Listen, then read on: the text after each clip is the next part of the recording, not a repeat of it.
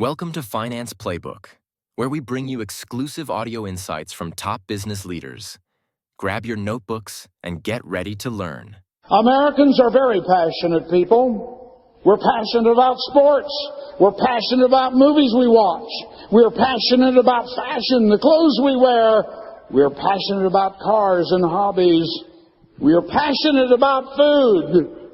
Some of us more than others. The truth is, people like you and me were created to be passionate. But too often, people are passionate about the wrong things. Now, I don't say this all to say that there's something wrong with being passionate about any or all things. But here's where the problem lies when we consider passion. Either people are living lives with no passion for anything, dreading another day to come, or people are striving passionately for things that really don't matter, things that will never last. Psychologist Larry Crabb had this to say regarding passion. The core problem is not that we are too passionate about bad things, but that we are not passionate enough about good things. My question for you tonight is this: what are you passionate about? Or maybe, are you passionate about anything? Does the object of your passion have staying power? Will your passion for living outlive the NBA playoffs, the World Series, or the Super Bowl? Depending on where you are in life today, I would suspect that there was a time when you had a deep passion for life, a deep passion for living, high hopes and big dreams. Do you remember? As we sit here this evening, however, are your dreams still intact? Are your hopes still high? Or has life taken on the survival mode with little diversions here and there just to keep you getting out of bed in the morning? If that is where you find yourself today, you've fallen prey to one of the biggest passion killers in life. What are they? There are as many possibilities as we can think of, but I'm going to focus on what I consider the three biggies tonight. My goal this evening is to talk very deeply with you for a few minutes concerning the issue of rekindling a passion for living. If we are to do that, we need to evaluate why we have lost it and how we can gain it back. Where do you start? Well, here's where you start. Write it down. Number one, you must have a clear purpose for living. Living without purpose is the most common passion killer in people's lives. Without purpose for living, why bother? Why put forth the effort? Why get out of bed in the morning? If you have no reason for using energy, why expend it? The fact is, life seems pretty futile if you don't know your purpose. And if you don't know your purpose, life lacks enthusiasm. You ever had anybody in your business that got so excited when they got in and everything was so great and now they're lower than a flat tire? They lost their purpose. The longer a person moves through adult life without clarifying what God's purpose for their life is, the less passion they will have. Because passion and purpose always go together. There is a continual slow leak in the quick start business. And if you aren't putting and bringing more people in as you build it and keeping your purpose and your passion alive as an example to follow, the leak will eventually drain you of everything. And the first to go is enthusiasm. Even an Old Testament prophet named Isaiah went through a dry spell related to his purpose. Isaiah 49 verse 4. I have labored to no purpose. I have spent my strength in vain for nothing. Have you put in a year in this business and nothing happened? Maybe you're lacking a clear purpose. Have you ever felt like no matter what you did, it produced no results? Maybe you're efficiently ineffective. Efficiency is doing the job right. Effectiveness is doing the right job. Most people are doing the wrong job perfectly. They're 100% efficiently ineffective. And never forget this, dear ones. The wrong job done perfectly remains the wrong job. If 50 million people say a stupid thing, it's still a stupid thing. Without a clear and maintained purpose in life, a clear reason to be here, we can lose our passion for living. On the other hand, having a clear purpose creates passion and meaning in life. The greater our purpose in life, the more passionate we are going to be about living. The more fully alive we are going to be, regardless of our situation or our circumstances. Have you ever seen somebody come in and say, well, just as soon as I get this taken care of and that taken care of and that taken care of, then I'll be ready to go? No, you won't. You may have heard the amazing story about Viktor Frankl, a Jewish psychiatrist that was arrested by the Nazis during World War II. It directly tells the power of having real meaning and purpose in your life.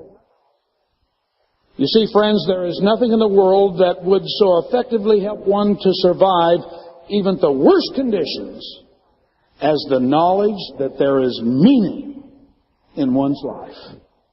He who has a why to live for can bear almost anyhow.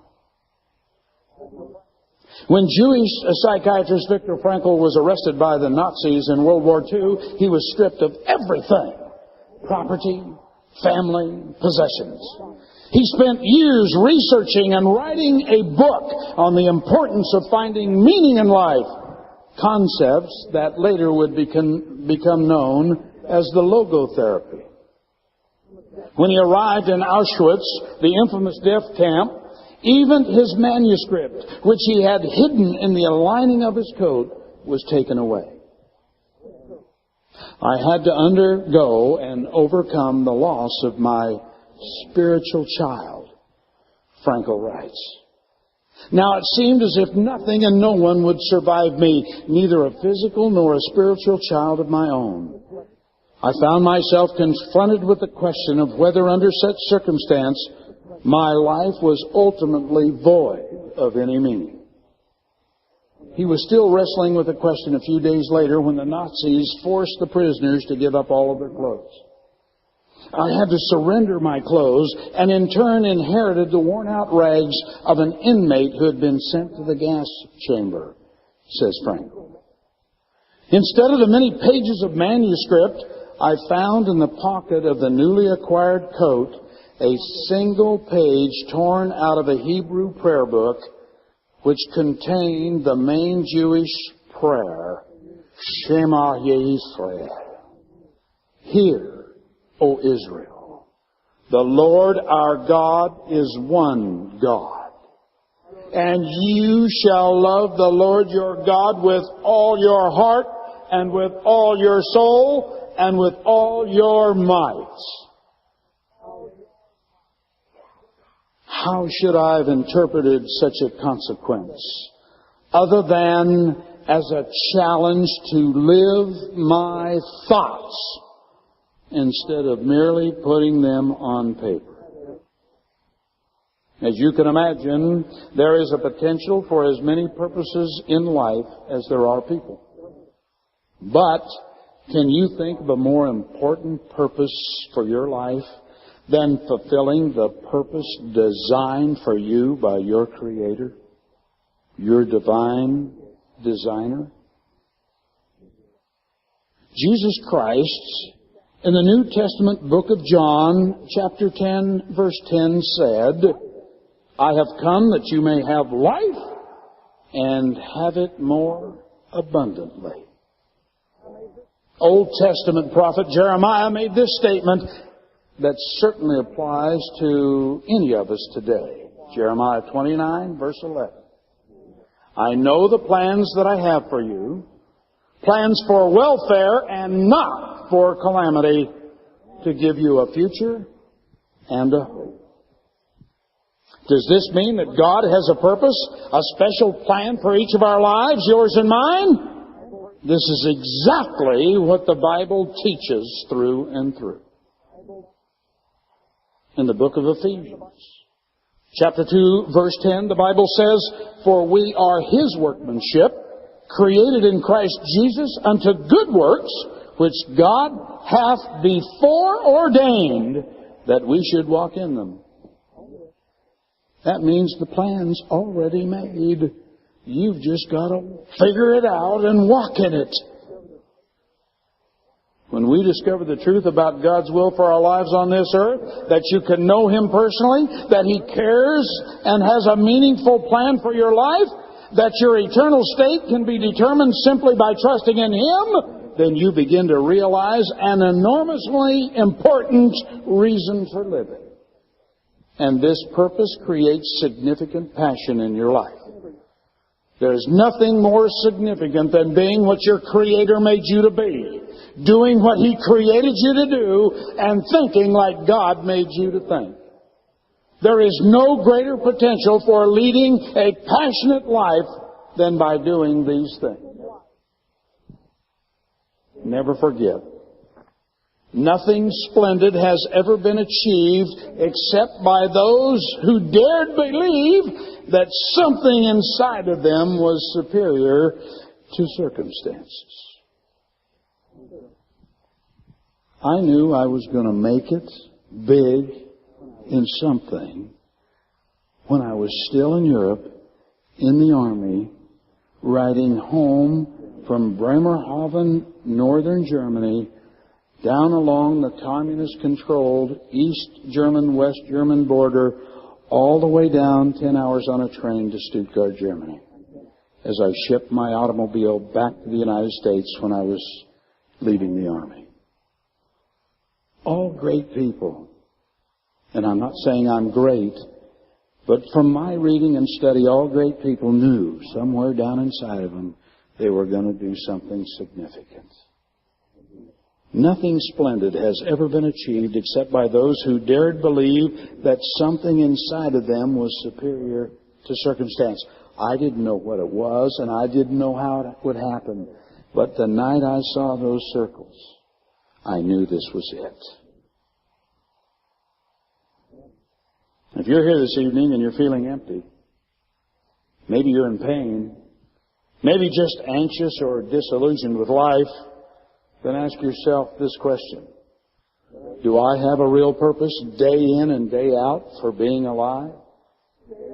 Is there something beyond the day-to-day effort to make money, to accumulate things, to go through the motions?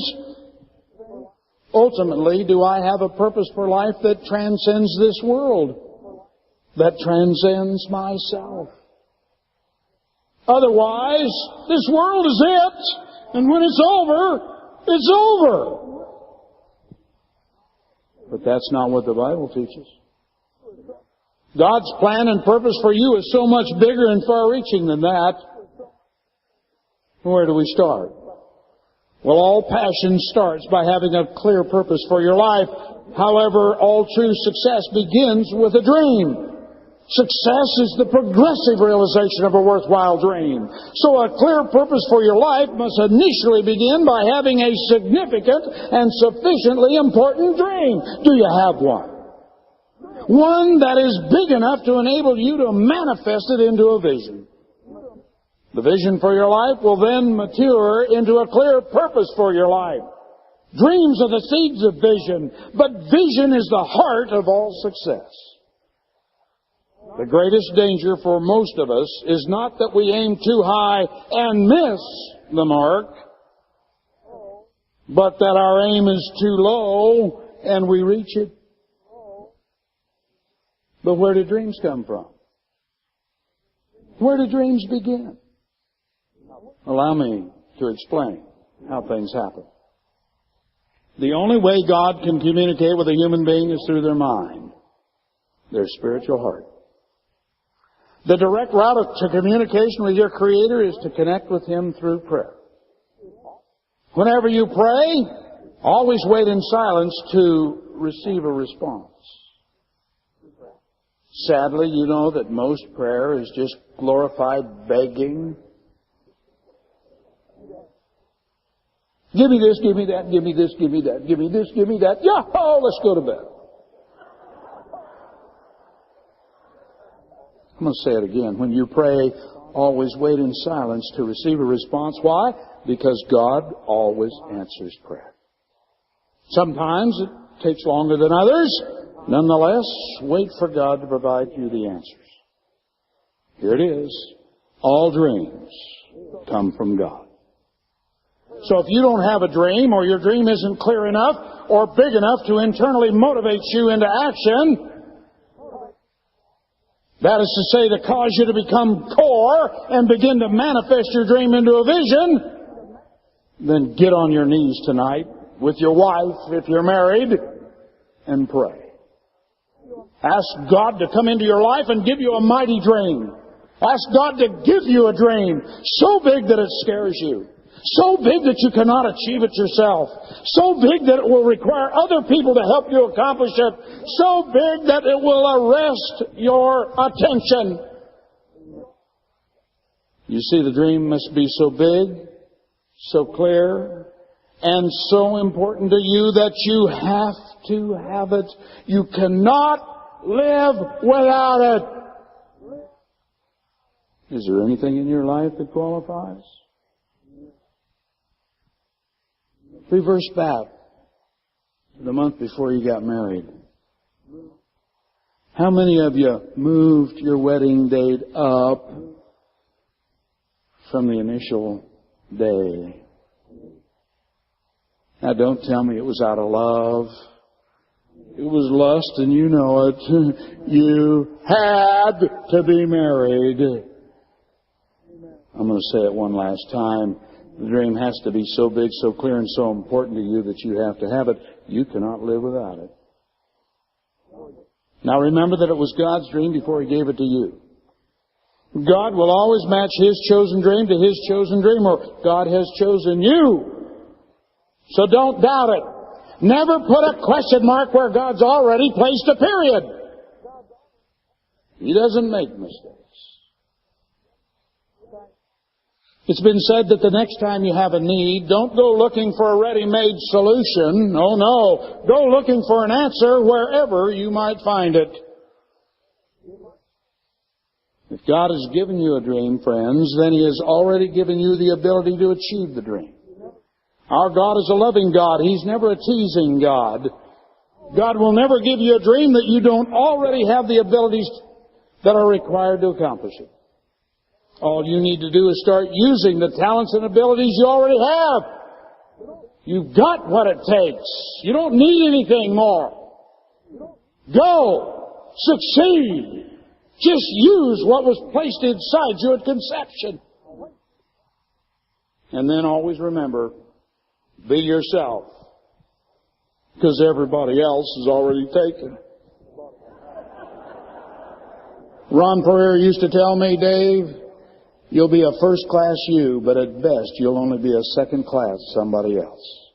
So just be yourself.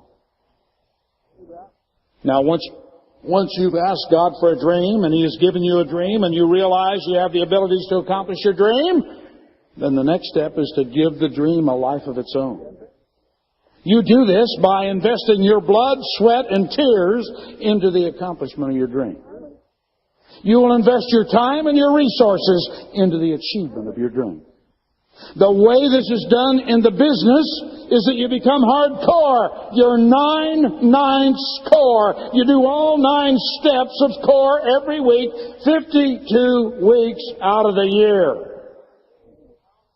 No breaks, no compromise. To be a winner, all you need to give is all you have.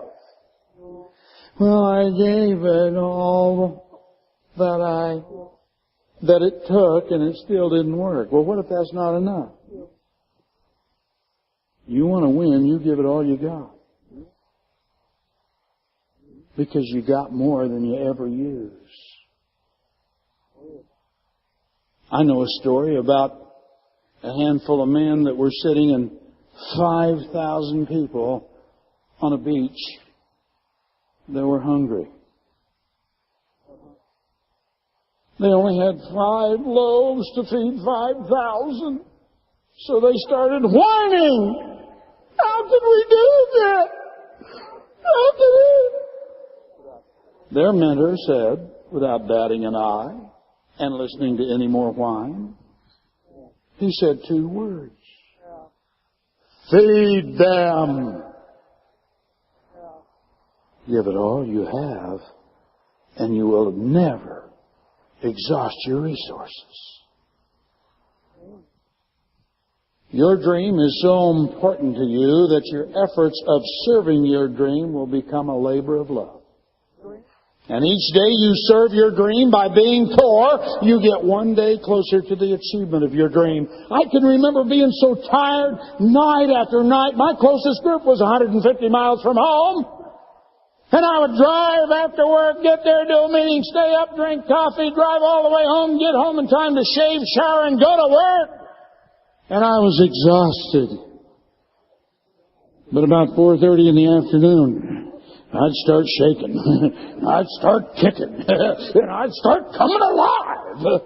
Because I knew that every night I went out and showed those circles, it would be one less day I'd have to get up and go to that miserable job. And it became a labor of love serving my dream. You see, once this happens, life begins to get exciting. Now, once you've given your dream a life of its own, and you stay consistently in the service of your dream, then you have proven to God that you can be trusted with your dream, and that you deserve to have your dream, and that you are worthy to accomplish your dream. And once this approval process occurs, building the business will become fun, exhilarating, and exciting. It'll be a piece of cake. Now watch this. The more you serve your dream, the easier it will become to be 9-9 score. Many of you make this business 1,000 times tougher than it is because you belabor having to do the work. You ought to be excited about knowing you're serving your dream, because that's how you get on the road of achieving purpose, which will give you passion. And nothing is going to get accomplished without passion. Now listen. You have not done enough so long as it is still possible that you have something left to contribute. You can easily do that when your dream is so big, so clear, and so important to you that you cannot live without it. You didn't need much sleep when you were taking your future bride home at 4 in the morning and still got home in time to go to work. The more you serve your dream, the easier it will be to be 9-9 score. And the more you do, the more you become. All it takes for you to be successful is for you to give all you have got in the service of your dream.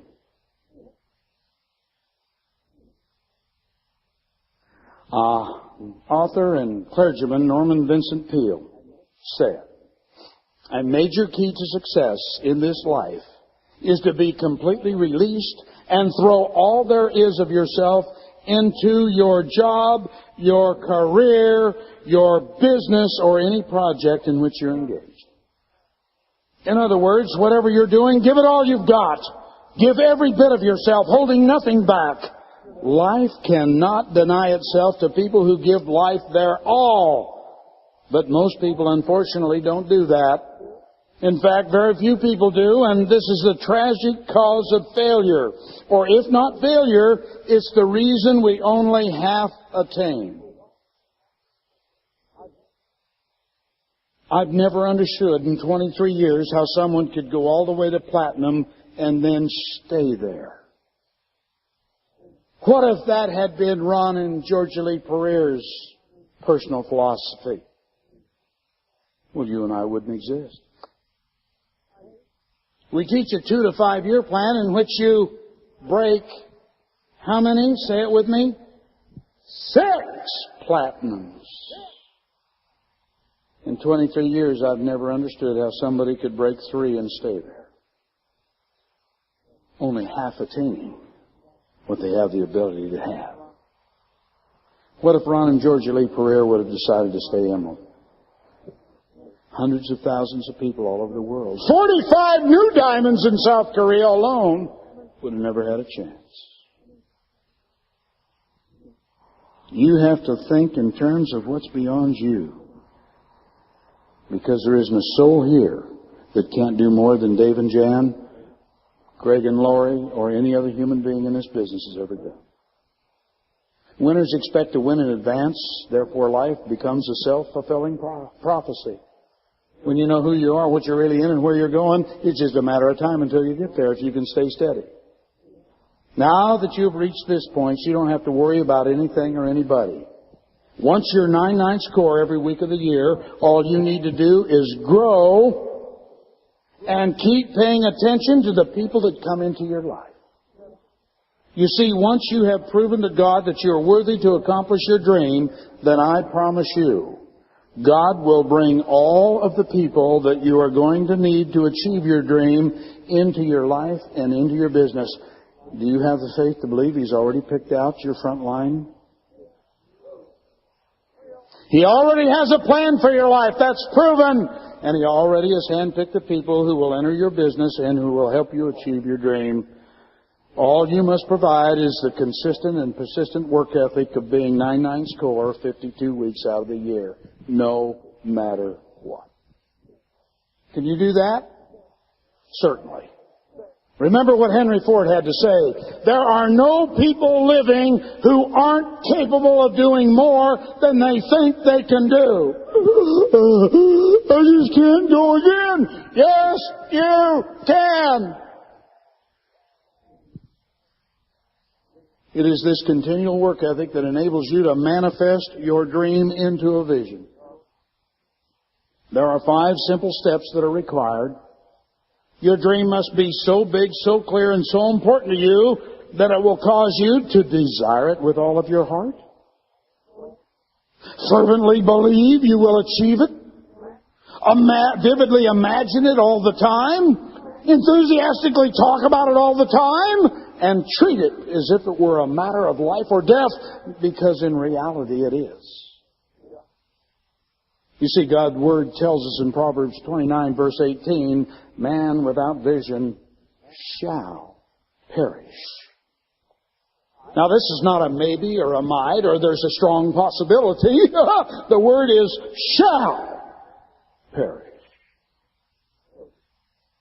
God also tells us in the Old Testament book of Habakkuk, chapter 2, verse 23, record the vision and inscribe it on tablets, that the one who reads it may run.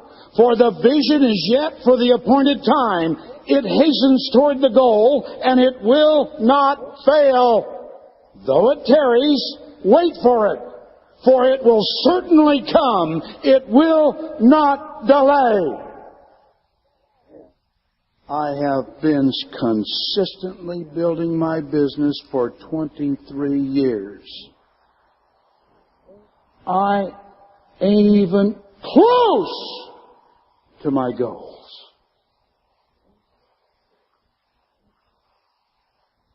I got in to be a Crown Ambassador. I didn't know what one was, but that was the top. And if you're going to do it, why stop halfway home? When I read that verse, I started to cry. For the vision is yet for the appointed time. It hastens toward the goal, and it will not fail. Though it tarries, wait for it certainly will come. It will not delay. God pays compound interest on everything He holds back. So it's going to be so sweet when it happens. That is your and my assurance. So, you write down your dreams. Be specific and detailed in your descriptions, because God cannot fill a vague request. Number 2, attach an approximate cost to achieve your dream. This is done to determine how big of a business profit you must build in order to fund your dream. And then 3, put a realistic date of expected achievement on your dreams. Dreams are the rewards you give yourself for reaching your goal. And they will not happen if you don't have a date of completion. So put a date of accomplishment on all of your dreams.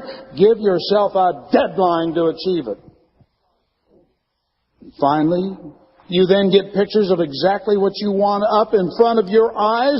You bombard your mind with what it is exactly you want and put pictures all over your house so that you can see your dreams every day. Put them in the kitchen, put them in the bathroom, put them in the bedroom, put them everywhere you go. Because you can only go in the direction on which your mind is focused. So focus your mental energy on your dream. When we decided to go diamond, we had go diamond signs all over the house. We had them where we went to bed. We had them where we got up. We had them where we washed. We had them where we did everything. And if you lift the toilet seat up in our house, it said, if you gotta go, go diamond. Right there, pasted against the backside of the seat. Now the world will think you're a nut. Who cares? They won't be with you in Diamond Club. Let them think what they want to think. Focus your mental energy on your dreams. For once you've gone through these procedures, you will have begun to manifest your dream into a vision. The vision will then discipline your flesh. You will be internally motivated, and you'll be eager to be 9/9 core and pay full price to achieve your goals and turn your dreams into reality. Now that you have developed a clear purpose to your life, you are now moving in the direction of your dreams, and you have started down the road of success. You will accomplish your vision if you just stay steady. If God's purpose for our lives is such an awesome thing, then how and why do we miss it? Well, the answer comes in evaluating another important passion builder that we often misunderstand as to how it influences our lives. Here's the second thing to rekindle a passion for your life. The first is to have a clear, defined purpose. The second is to develop and live a balanced schedule. The fact is, we might be too busy to really think about our purpose for being alive. Have you ever shown the plan to somebody and they said, well, it looks good and everything, but we just can't work it in. We're just so busy we don't have time. We just go. Speaker and author Stephen Covey calls this the dull axe syndrome. I quote, one lumberjack walking down a trail noticed that his friend had been chopping on the same tree nearly all morning, but was making almost no progress. He stopped and said, you know, if you would sharpen your axe, you would make a lot more progress.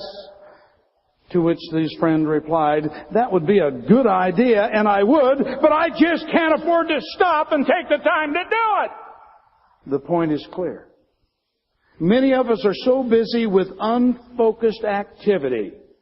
I call it the tyranny of the urgent, that we rarely get to the most important things that will produce the results that we long to see. So we march blindly forward. We may get by with that for a while, but ultimately not for long. It will catch up to us. And we will realize that we have become dry and stale, passionless in our lives and in our relationships. You see, when the first lose passion, the first indicator is a loss of enthusiasm. The second indicator is you begin to lose significant, meaningful relationships with other people. And therefore, when a crisis hits us, we realize how alone we really are. Here are a couple of actors' comments about their marriage relationships. Actor George Burns said, "I was married by a judge, but I should have asked for a jury."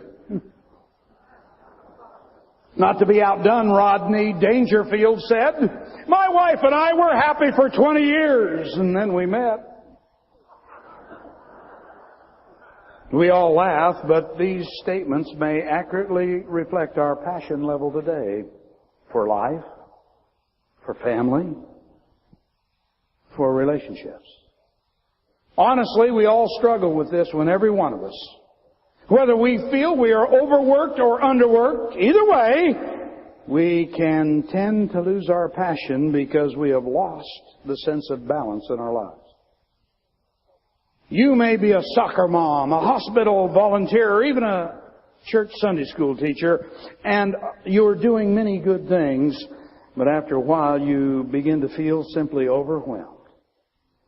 You're never taking anything in. You're never taking time to recharge. You're never associating upline. You're never counseling. If you're like that, then you might be thinking right now, I don't want to listen to any more of this message. I just want to go home and go to sleep. Then you have what I call compassion fatigue. Eventually what happens, if you're always giving out, you'll just stop caring. And when that happens, your passion is gone. Now there's a flip side to this situation. There are others who are always taking in. They're attending another seminar, reading another book, listening to another tape, starting another home remodeling project, evaluating how to increase and bolster their stock options, getting all I can and then canning all I get. They are busy in an inward and, frankly, a very selfish way. This is also a dangerous situation, both inside and outside of our business. But in the midst of it all, is there real passion for your living? A story, please. One day a man walked up to Jesus and said in true American style, "Jesus, let's get right to the bottom line. What's the most important commandment out of the whole Bible? What's the one thing I need to get down if I don't get any others down? How can I live a passionate life in one easy step? But make it fast, business is booming." Now, I hate to say it, but when it comes to the spiritual side of our lives, too often that's our attitude. I don't have much time, so make sure you give me your best shot, quick! Jesus responded, "You want the quick and easy? Here it comes. I'll summarize the whole Bible in just 2 sentences. If you get these down, you've got it made. You're going to be okay."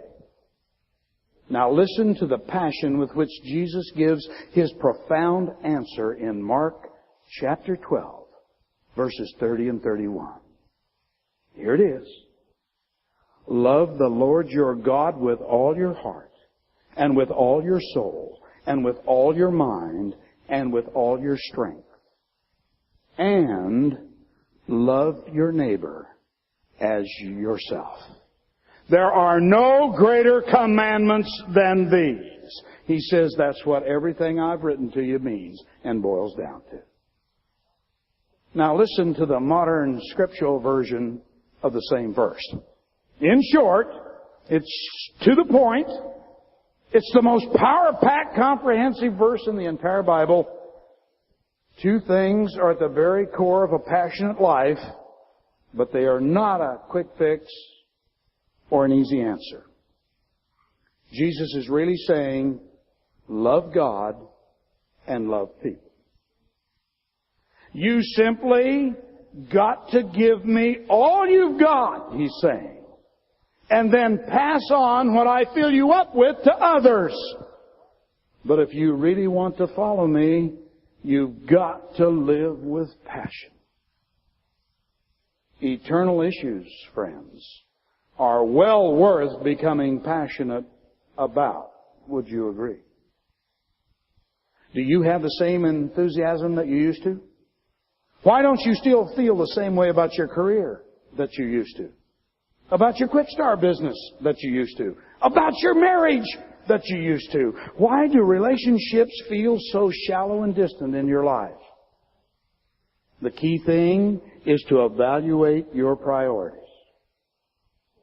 1 Timothy chapter 4 verse 7 says, and this is in the Phillips translation, here's what it says: take the time and the trouble to keep yourself spiritually fit.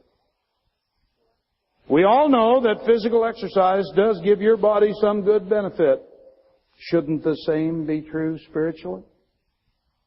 Does the Creator, the architect of your life, have any say in your life anymore? Have you taken any time to know Him and determine what He says that will bring you real purpose and passion in your life? Well, let me tell you what we teach in this business. We teach, number one, vertical alignment. That says God first, man second, woman third, and children fourth. When you put things in a vertical line, they cannot be moved around. Man wants to spread them horizontally so he can move his secretary in front of his wife 2 or 3 times a year.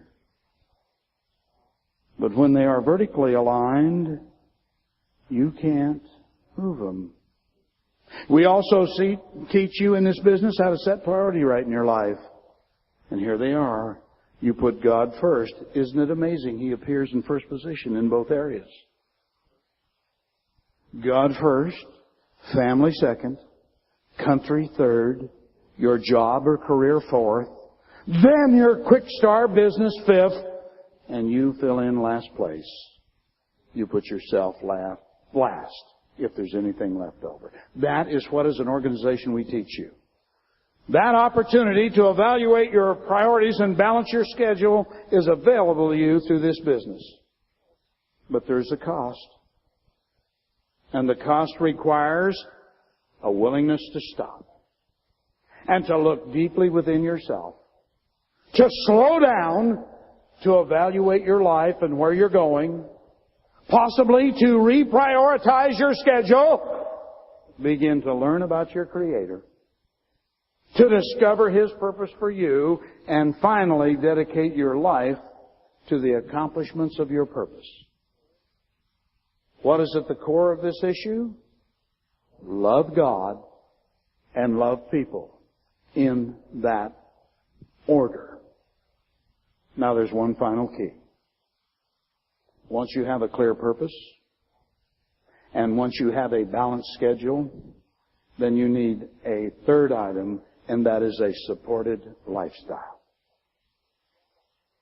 A recent study done by a marriage and family group found that 74% of the people they surveyed admitted to at least occasional feelings of loneliness.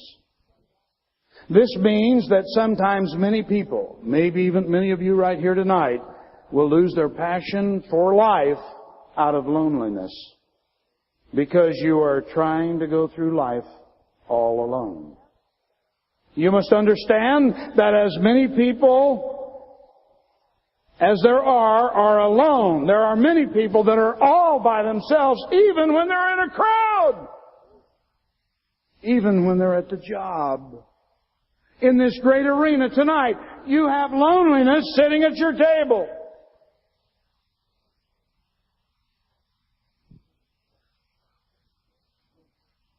They just simply can't crack the code and get on the inside track of developing supported lifestyle relationships.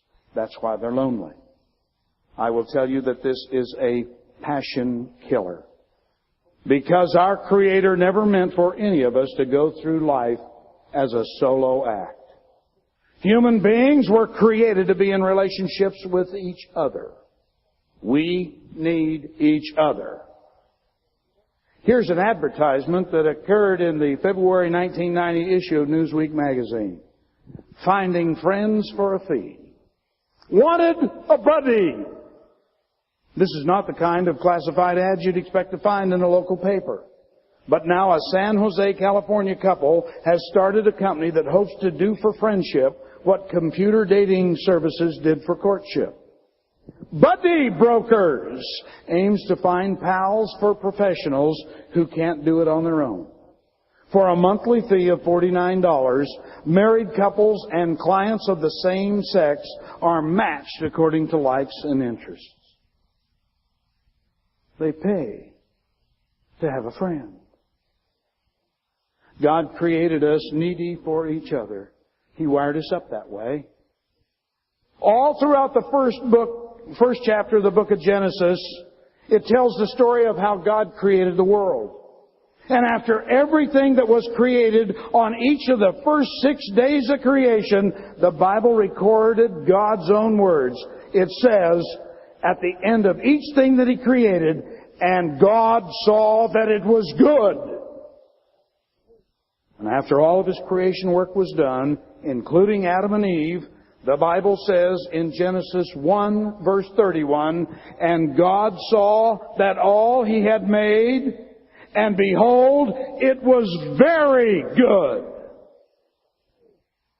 However, in Genesis chapter 2, the story is told of how God created Adam, the world's first human, a man.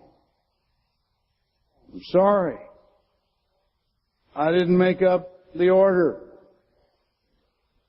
Now, with that came responsibility. I'll talk about that in the morning. And when that happened, and in all of His creation, for the only time, once Adam had been created, God uses the words, "It is not good." The Bible says in Genesis 2, verse 18, and the Lord God said, "It is not good that the man should be alone. I will make him a helpmeet for him." Now, whether you marry or you remain single, you need support. Get and listen to Executive Diamond Judy Head's tape on Sarah, RP 888, and your life will be blessed. You need people in your life who can be there when you go through problems in your life. You can team tackle some problems that are never going to be solved on your own. Other involved people can encourage you, support you, and even give you a swift kick when you need a good kick. Don't worry about who gets the credit for doing or achieving anything. Work together with others to accomplish your desired goals. Tony Folio wrote another daily devotion, May 15th, 2000, the 136th day of the year 2000. God knows and He rewards. Listen carefully. For in this saying it is true, one sows and another reaps. John chapter 4, verse 3. It has been rightfully said, it is amazing what can be accomplished when we do not care who gets the credit. Some folks are planters, others are nurturers, and still others are harvesters. It takes all three to bring forth a healthy crop. This agricultural paradigm applies to every aspect of our lives. The singer may harvest the applause, but somebody has sown the years of training, and another the hours of encouragement. Each can take joy in the accomplishment. We may not always get the applause, but God knows, and He rewards. Therefore, keep sowing into people's lives. Be a nurturer. Sooner or later, you will likewise receive the reward of the fruit of your labor. Be an encourager. Be an investor. Plant, nurture, help, and sow, and care not who gets the credit. At the very best, others will do likewise for you. And furthermore, God knows and He rewards. Some of you stop the consistent work ethic of 99 score because you don't get results quick enough according to you. No matter who you are and what you do, if you stay steady, you'll make it. Never weary in well-doing, for in due season you shall reap your own reward if you do not faint. Oh, honey, we're going to have to take a sabbatical until after the holidays. We've just been going so hard. Let's rest. Never be a 15th floor window washer who steps back to admire his work in this business.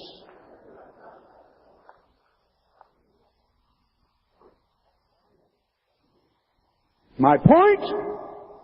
If you try to go through life all on your own without anybody, that is to say, I can handle this, I can do it all on my own, the passion is going to drain out of you really quick. In the Old Testament book of Ecclesiastes, chapter 4, verses 9 and 10, it says, 2 are better than 1, because they have a good reward for their labor. For if they fall, the one will lift up his fellow. But woe to him that is alone when he falleth, for he hath not another to help him up. Is there someone in your life who will be there with you when you need help? Honestly, you really do need help if you think you don't need help. I do. We all do. I had to ask my dearest friends in life, Ron and Georgia Lee Pereira, for personal help last night. As busy as they are, with so many family unions to do, a harried schedule, going here and there, he still found time to fly and do a house meeting Thursday night, showing the plan, yes, still does it, and flew back, raced to Spokane, to get packed up to leave to go and do Jim and Judy Head's reunion this weekend. And he gave me 2 hours out of his life with his wife last night because I needed it. I'm going to say it again.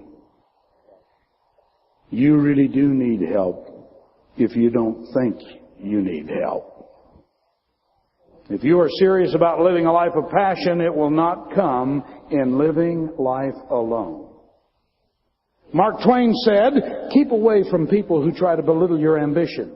Small people always do this, but the really great make you feel you too can become great.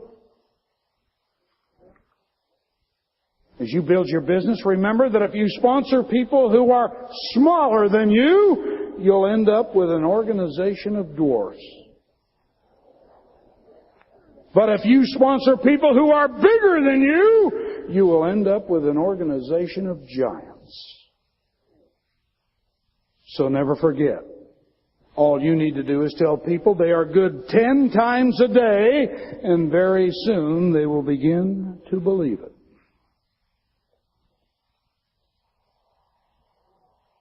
I got an inbox today. A brand new person growing like crazy, doing everything wrong. I said, great, you're doing wonderful. Keep at it. You're going to be the biggest that's ever been. The wrong job, done with excitement and passion, produces results. The right job, perfectly employed but never shown, doesn't get much accomplished.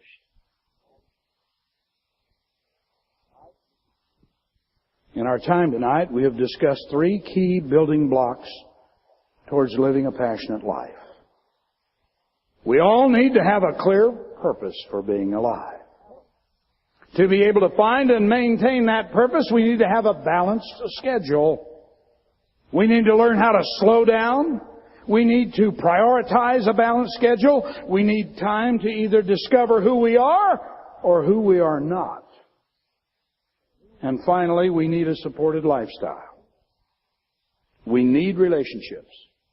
We need to have a place where people really know us, where they are glad to see us, where they share our purpose in life, and they enjoy the meaning in life they have with us. You are sitting in that very definition right now. So let's wrap a blanket of conclusion around it. At its root, passion is a spiritual issue. Passion is a matter of the heart. You cannot restore passion with money, with something physical, or with a pill. For lasting passion, we must have a lasting purpose. It only comes from within the heart. You must have a change of heart. First of all, you may need to start from scratch right here, right now. If you don't have something in which to believe, that's the very core of purpose. If you don't have somewhere to belong, or if you don't have someone to become, we want to open our arms to you tonight. We want you to become a significant member of our business family. We want to offer you an opportunity to begin a journey on the way to developing a personal relationship with the God of the universe as He revealed Himself to us in the Bible. If you do not know how to begin this life of purpose, you may have many people in your line of sponsorship that would be delighted to talk more about this with you. All you need to do is ask them for more information about it, and I promise you they will take it from there. These upline people have a direct interest in you and in your future. They well may be the very best people there is to share with you what God has done in their lives. Now, the very best way to learn how to begin your journey is to be here tomorrow morning at the non-denominational Sunday worship service. You come, get out of bed, you come and hear the true truth, and then do with it as you will. At least you will then know the truth. Our God is a loving, caring God. His love is unconditional. His laws apply equally to all people. He is no respecter of persons. He will come into your life if only you will invite Him to come in. Maybe the purpose in your life has slipped a bit, needs to be refined, or maybe it even needs to be redefined. Consider who God is and what He's trying to do in your life. I can't imagine anyone not wanting to live passionately for Him and or desire to obey and follow Him passionately. I just can't imagine it, knowing what I know. So here are the steps you need to take to rekindle your passion for life. Seek God passionately. Deuteronomy chapter 4, verse 29. Love God passionately. Deuteronomy 6, verse 6. Serve God passionately. Deuteronomy 10, verse 12. Obey God passionately. Deuteronomy 30, verse 2. Trust God passionately. Proverbs chapter 3, verse 5. Do everything passionately. Colossians chapter 3, verse 23. In 1 Corinthians chapter 7, verse 17, it says, each one of you should live his life with the gifts that the Lord has given him. Revelation 3, verses 15 and 16 says, I know thy works, that thou art neither cold or hot. I would that thou wast cold or hot. So then, because thou art lukewarm and neither cold nor hot, I will spew you out of my mouth. God doesn't want nothing to do with a lukewarm weenie. C.S. Lewis once said, now I'm a Christian, you can be anything you want to be. C.S. Lewis once said, the only thing Christianity cannot be is moderately important. passion. Why is it that you don't love God that way? Why aren't you more passionate about loving God? In the book of Romans, chapter 12, verse 11, it says, "Never be lacking in zeal, but keep your spiritual fervor." Now, within our great business, the worldwide group support system, your personal line of sponsorship and your personal mentor, we will be your lifeline to success. These people will provide 2 of the 3 requirements for achieving real passion in living your life. They will teach and support you in living a balanced schedule. They will provide you a supported lifestyle as long as you ask for their help. However, the only unknown and the most important of all requirements can only be provided by yourself.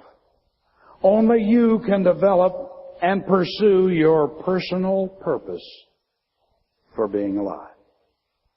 Passion and purpose always go together. What is passion? Let me describe it quickly, and we'll end. Passion is waking up in the morning, wherever you are, however old or young, and bounding out of bed because you know there's something out there that you love to do, that you believe in, that you're good at. Something that's bigger than you are, and you can hardly wait to get at it again. It's something you'd rather be doing more than anything else in the whole world. You wouldn't give it up for money. It means more to you than money. And hopefully it's something that makes the world a better place for other people and not just yourself. So, I'm going to tell you, you had better, if you want to go diamond, get passionate about these goals. Number 1, be 9 nines core 52 weeks out of the year. Number 2, qualify for Eagle Club. Now it's not go Eagle and stay Eagle. Number 3, qualify for Double Eagle Club.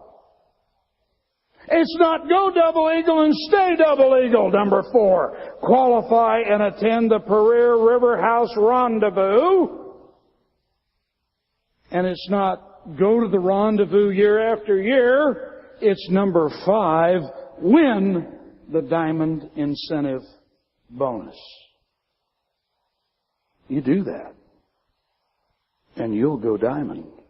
There's no way to miss. Now remember, well done is better than well said. Anybody can say they're going to do it, but we want to see your action. June 23, 2000, the 175th day of the year. Tony Folio once again hits a home run. 3 steps to success. 1 Chronicles 12, verse 38. All these men who could keep ranks with a loyal heart were of one mind to make David king. If you want a simple 3-step strategy for success, here it is. Number 1 is to keep ranks. We are to follow the appropriate order, protocol, and alignment. We are to lead the followers and follow the leaders. Secondly, it takes a loyal heart. Proverbs declares, most men will proclaim each his own goodness, but who can find a faithful man? For there to be true, lasting loyalty, that loyalty must ultimately be to God. Without loyalty to God, there can be no real loyalty to man. The 3rd step to success is single-mindedness. Single-mindedness is not robotic thinking. It is the ability for everyone to be on the same page at the same time with the same purpose. There is a great diversity in being single-minded because everyone is aiming at the same goal, but from a personal God-given perspective. Therefore, if we desire team success, Let us keep ranks with a loyal heart and a single-minded purpose. Your purpose? Say it with me. Go Diamond. Go Diamond. Go Diamond. I am going diamond. Convince me.